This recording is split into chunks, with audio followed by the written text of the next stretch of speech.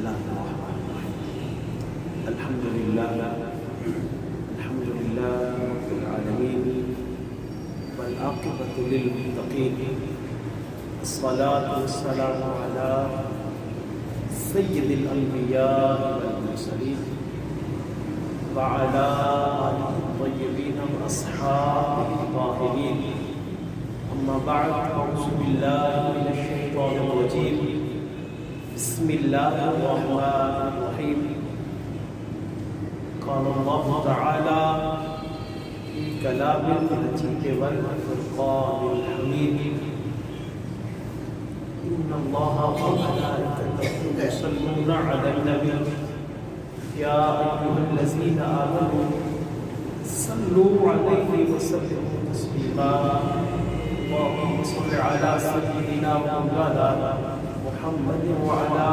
آل محمد وبارك وسلم عليه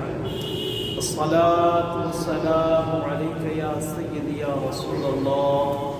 الصلاة والسلام عليك يا سيدي يا حبيب الله وعلى آلك وأصحابك يا سيدي يا رحمة للعالمين.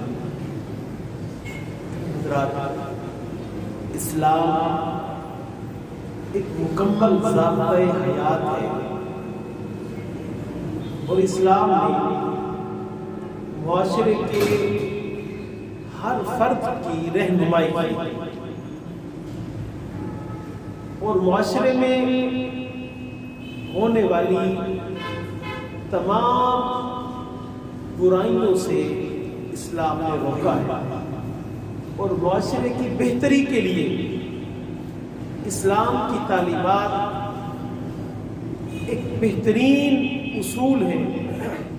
اگر ہم اسلامی اصولوں کے مطابق اپنے معاشرے کی تشکیل کریں تو یقیناً ہر شخص اطمینان کی زندگی گزار سکتا ہے. معاشرے کا ایک اہم پہلو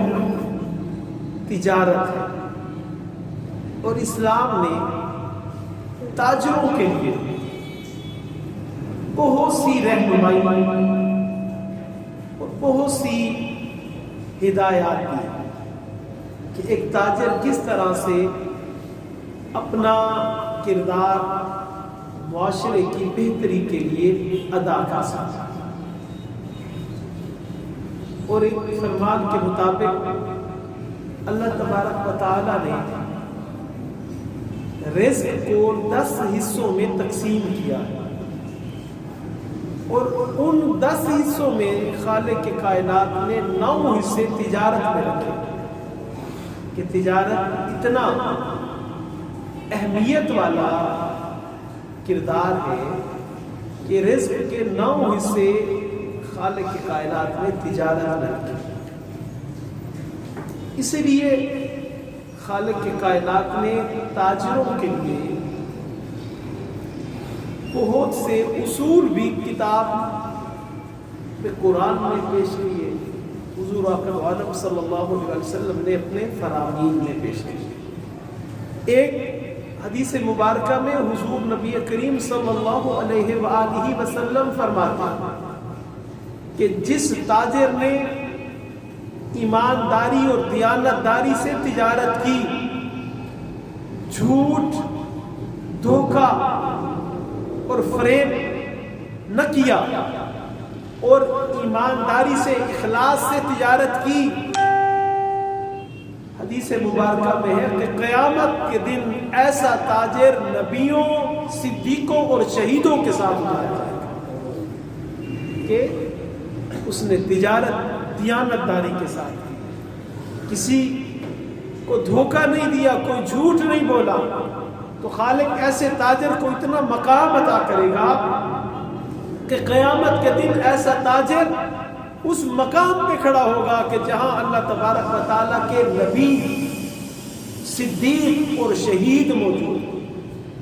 اسی طرح ایک حدیث مبارکہ میں ہے حضور نبی کریم رؤوف الرحیم صلی اللہ علیہ وآلہ وسلم فرماتے ہیں کہ قیامت کے دن کچھ لوگ ایسے ہوں گے کہ خالق کائنات نہ ان سے بات کرے گا، نہ ان کی طرف دیکھے گا، اور اس دن ان کے لیے کوئی پاکیزگی یا معافی نہیں ہوگی۔ صحابہ کرام رضوان اللہ اجمعین نے جب اس معاملے میں آقا دو جہاں صلی اللہ علیہ وآلہ وسلم سے سوال کیا کہ یا رسول اللہ صلی اللہ علیہ وسلم، وہ کون سے ایسے بدبخت لوگ ہوں گے کہ قیامت کے دن خالق ان کی طرف دیکھے گا بھی نہیں، ان سے بات بھی نہیں کرے گا، اور ان کے لیے کوئی پاکیزگی اور معافی بھی نہیں ہوگی؟ حضور نبی کریم صلی اللہ علیہ وسلم نے جب ان لوگوں کے بارے میں بتایا تو فرمایا ان میں ایک وہ تاجر ہے جو اپنا مال جھوٹی قسمیں کھا کھا کر بیچتا رہا اور جھوٹ پر تجارت کرتا رہا۔ خالق کائنات ایسے تاجر کی طرف قیامت کے دن نہ دیکھے گا، نہ اس سے کوئی بات کرے گا، نہ اس کے لیے کسی قسم کی کوئی معافی۔ حضور نبی کریم رؤوف الرحیم صلی اللہ علیہ وسلم کے فرامین ہمارے لیے زندگی کے بہترین اصول ہیں۔ اگر زندگی میں ہم اسے اپنائیں تو معاشرے میں اطمینان پیدا ہوگا، معاشرے کی افراتفری ختم ہوگی، لوگوں کی بے چینیاں ختم ہوگی، اور آخرت میں ہمارے لیے یہ چین و قرار کا سبب بنے گا۔ کیونکہ تجارت بہت اہم معاملہ ہے، اس لیے حضور نبی کریم تاجدار کائنات صلی اللہ علیہ وسلم نے تاجروں کے لیے بہت سی ہدایات پیش کی ہیں، بہت سی ہدایات پیش کی ہیں۔ بلکہ امام غزالی ایک روایت فرماتے ہیں، آپ فرماتے ہیں کہ جو تاجر صبح صبح اپنے مقام تجارت پر آیا اور اس نے اپنے اوزار، اپنے وہ ترازو جس میں وہ مال تولتا ہے، وہ صبح صبح جب اپنے مقام تجارت پر آیا اور اس نے اپنے ترازو اس نیت سے صاف کیے کہ کسی گاہک کا حق نہ رہ جائے اور اس کے حصے میں مال کم نہ آئے، اس نے اپنے ترازو کو صاف کیا اس نیت سے کہ کسی کے پاس مال کم نہ جائے۔ امام غزالی فرماتے ہیں اللہ اسے مقبول حج اور عمرے کا ثواب ہے۔ کہ آج ہم لاکھوں روپیہ تو خرچ کرتے ہیں ان عبادات کے لیے کہ جن عبادتوں کو خالق کائنات نے معاشرے کی بہترین تشکیل کے لیے بڑی اہمیت عطا کی ہے، کہ ایک طرف لاکھوں روپیہ خرچ کرنا اور 40 دن کا سفر کرنا، اور دوسری طرف فقط اپنی تجارت کے مقام پہ آ کر اپنے ترازو کو صاف کر لینا کہ کسی گاہک کا حق نہ مارا جائے، خالق اسے عمرے کا اور حج کا ثواب عطا۔ ہم ان باتوں کی اہمیت کو یکسر بھول گئے، حلال اور حرام کی تمیز ہم نے بھلا دی ہے، بس مطمع نظر مال کمانا ہے، مال کو جمع کرنا ہے۔ کئی روایات موجود ہیں جو کسی کا حق کھا کر مال بکے گا، جو مال کسی کا حق کھا کر انسان جمع کرے گا وہ مال اس کے لیے فائدے کا باعث نہیں ہوگا، دنیا میں بھی اس مال کی وجہ سے ذلت و رسوائی ملے گی، بے چینی اور بے اطمینانی ملے گی، اور آخرت میں بھی سخت ترین سزائیں ایسے لوگوں کے لیے مقرر ہیں کہ جو بغیر تمیز حلال و حرام کے مال جمع کرتے رہے۔ اور عزیزان محترم، حدیث مبارکہ میں جو شخص اپنے مقام تجارت پر جاتا ہے اور وہاں اس نیت سے کھڑا ہوتا ہے کہ آج میں نے رزق حلال کمانا ہے اور اپنے اہل خانہ کے لیے رزق جمع کرنا ہے، ابھی وہ اپنے مقام تجارت پر، دکان ہے، ریڑھی ہے، ابھی اس مقام تک پہنچتا ہے، خالق کائنات اس نیت پر کہ یہ رزق حلال کمانے کے لیے آیا ہے، اس کے پچھلے گناہوں کو معاف۔ تو رزق حلال کی برکتوں کا اندازہ کرنا۔ اور ایک حدیث مبارکہ میں کہ جو مال کا عیب بتائے بغیر مال بیچ دیتا ہے، کہ ایک چیز میں عیب ہے اور وہ گاہک کو بتاتا نہیں ہے کہ یہ عیب ہے، آقا دو جہاں صلی اللہ علیہ وسلم فرماتے ہیں کہ اس کا یہ رزق اس کے لیے حرام ہے، اور لقمہ حرام جس پیٹ میں چلا جائے، ایک روایت کے مطابق 40 دن تک اس کی نہ کوئی دعا قبول ہوتی ہے، نہ اس کی کوئی عبادت قبول ہوتی ہے۔ کہ رزق حرام کتنی بڑی ذلت ہے اور اس کی وجہ سے کتنا عذاب ہے کہ ایک لقمہ حرام ایک شخص نے کمایا، اس نے آ کر اپنے اہل خانہ کو کھلایا، اپنے بچوں کو کھلایا، بس وہ لقمہ حرام جس کے پیٹ میں گیا، اس کی 40 دن تک نہ کوئی دعائیں قبول رہے، نہ اس کی کوئی عبادتیں قبول۔ اور آج عیب بتانا تو ایک طرف، عیب ہونے کے باوجود گاہک کو دھوکہ دے کر عیب والی چیزیں دھوکے سے اس کے سامان میں رکھی جاتی ہیں۔ ہمارے وہ بھائی جو تجارت سے وابستہ ہے، اس چیز کو یاد کر لیں، ذہن نشین کر لیں کہ آپ عیب دار چیز دھوکے سے گاہک کو تو دے دیں گے، گاہک تو وہ لے جائے گا، لیکن یہ سوچ لیں کہ جب عیب دار چیز بیچ کر دھوکہ دے کر تجارت ہوگی، وہ مال آپ کے لیے وبال بنے گا، وہ آپ کے لیے فائدہ نہیں بنے گا، وہ آپ کے بچوں کی تربیت جو ہے وہ اخلاق والی اور ادب والی نہیں کرے گا، وہ آپ کے گھر کے ماحول کو پرسکون نہیں رکھے گا، وہ آپ کی رات کی نیند کو چین دار نہیں بننے دے گا، وہ آپ کی صحت کو برقرار نہیں رہنے دے گا۔ مال حرام حضور آقا دو عالم صلی اللہ علیہ وسلم کے فرمان کے مطابق انسان کے لیے وبال بنتا ہے، اس کے لیے فائدے کا سبب نہیں بن سکتا۔ اس لیے چند ٹکے کمانے کے لیے، چند روپے کمانے کے لیے عیب دار مال بیچنے والے، جھوٹی قسمیں کھا کر مال بیچنے والے، لوگوں کو دھوکہ دے کر مال بیچنے والے، حضور آقا دو جہاں صلی اللہ علیہ وسلم کا فرمان ذہن نشین کر لیں۔ حضور آقا دو عالم صلی اللہ علیہ وسلم نے فرمایا کہ قیامت کے دن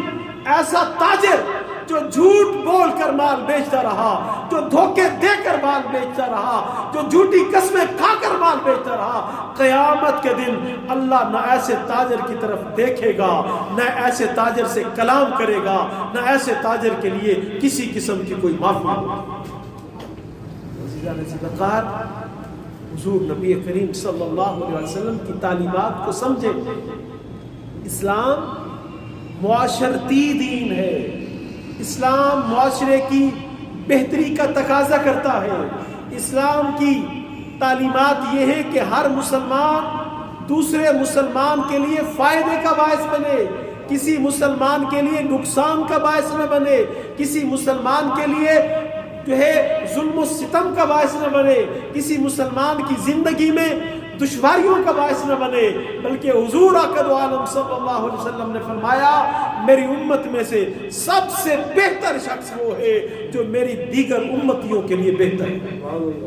جو دیگر انسانوں کے لیے بہتر سوچتا ہے۔ خیر الناس من ينفع الناس، یہ نہیں فرمایا کہ جو بڑا عبادت گزار ہے وہ بہتر ہے، جو بڑا نیک ہے وہ بہتر ہے، بلکہ فرمایا جو لوگوں کے لیے بہتر سوچنے والا ہے وہ بہتر ہے، جو لوگوں کے لیے بہتر کردار ادا کرنے والا ہے وہ بہتر ہے۔ تو آئیے ہم حضور نبی کریم صلی اللہ علیہ وسلم کی تعلیمات کو سمجھیں۔ صرف چند روپے کمانا زندگی نہیں ہے، صرف مال و دولت جمع کرنا یہ زندگی نہیں ہے، بلکہ زندگی اس شے کا نام ہے کہ انسان ایسے طریقے سے زندگی گزارے کہ دیگر لوگوں کی دعائیں حاصل ہوں۔ اب اگر کوئی تاجر کسی گاہک کو دھوکے سے کوئی چیز بیچ دیتا، فروٹ والا ہے، عام طور پر سامنے اچھا فروٹ رکھا ہو اور اپنے سامنے گلا سڑا رکھا ہو، گاہک اٹھا کے اچھا دے رہا اور وہ ریڑی والا وہ گلا سڑا بیچ میں ڈال رہا، مال تو بک گیا، 100-200 روپیہ آ گیا۔ جب گھر میں جا کے وہ بندہ شریف اپنا وہ شاپر کھولے گا، جب اس میں سے گلا سڑا فروٹ نکلے گا تو کیا خیال ہے وہ دعائیں دے گا؟ کیا خیال ہے اس کے دل میں نیک تمنائیں آئیں گی؟ کیا وہ ایسی حرکت پر دل سے جو ہے وہ مطمئن ہوگا؟ یقیناً ہم میں سے ہر شخص جب اس کے ساتھ اس طرح کا دھوکہ ہوا، جب گھر جا کے وہ سامان کھلے گا بد دعائیں نکلیں گی۔ جب ایک شخص روزانہ کئی لوگوں کی بد دعائیں حاصل کرے گا تو پھر کیا اس کا گھر جو ہے وہ خوشیوں کا گہوارہ بنے گا؟ اس کے گھر میں سکھ آئیں گے؟ کیا اس کے بچے جو ہے وہ بہتر زندگی گزار سکیں گے؟ ایسا نہیں ہے۔ یہ دنیا مکافات عمل ہے، انسان جس کے لیے جو کرتا ہے۔ حضور آقا عالم نے فرمایا جو کسی کے لیے گڑھا کھودتا ہے وہ خود بھی اسی طرح کے گڑھے میں جا کے گرتا ہے۔ اگر ہم لوگوں کے ساتھ اس طرح کے دھوکے کریں گے، ان کی اولاد کو گلا سڑا مال دھوکے سے بیچیں گے تو ہماری اولادیں بھی کہیں نہ کہیں سے متاثر ہوگی۔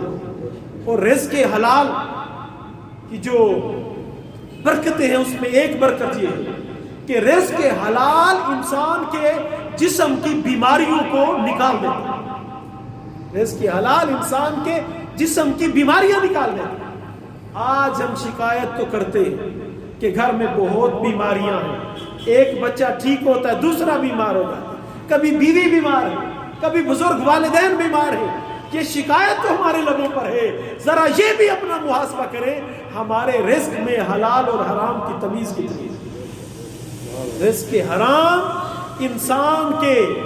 ایمان کو بھی کمزور کرتا ہے، رزق حرام انسان کی جسمانی طاقت کو بھی کمزور کرتا ہے، اس کی روحانیت کو بھی کمزور کرتا ہے، اس کے حافظے کو بھی کمزور کرتا ہے۔ رزق حرام سے مال تو بظاہر بڑھتا ہے، انسان کا سکون ختم ہو جاتا ہے، انسان کی صحت ختم ہو جاتی ہے، انسان کی آخرت برباد ہو جاتی ہے۔ عزیزان ذی الوقار، حضور نبی کریم رؤوف الرحیم تاجدار کائنات صلی اللہ علیہ وآلہ وسلم کی سیرت، آپ کی تعلیمات قیامت تک کے مسلمانوں کے لیے ذریعہ ہدایت و نجات ہے۔ اور اب ماہ شعبان